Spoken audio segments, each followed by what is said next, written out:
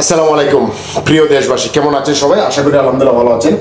আমরা যারা প্রবাসে আছি, আমরা অনেকেই প্রবাস থেকে অনেক ধরনের সমস্যার সম্মুখীন হচ্ছি এবং একটা ফিতনার মধ্যে আমরা এখন বসবাস করতেছি।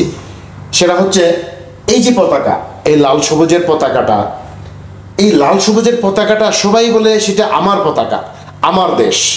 সেও বলে আমার দেশ। কারণ সবাই বলতেছে আমার দেশ আমার পতাকা, আমিও বলি আমার দেশ আমার পতাকা। আসলে দেশটা কার?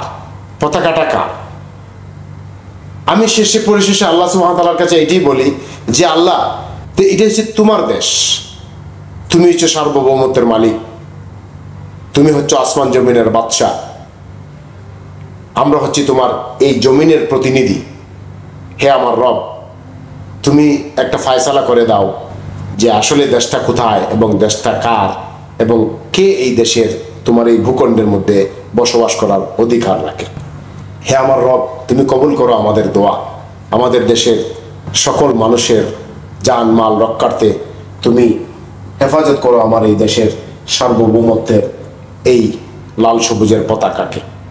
আমরা জানি সবাই এটার জন্য পাগল, কিন্তু এটা যে কার হাতে, এটা যে কার কাছে, এটাই আমরা বুঝতে পারতেছি না। আল্লাহ, তুমি আমাদের দেশটাকে রক্ষা করো, তুমি আমাদের দেশের মানুষকে রক্ষা করো। আমিন। আসসালামু আলাইকুম ওয়া রাহমাতুল্লাহি ওয়া বারাকাতুহু।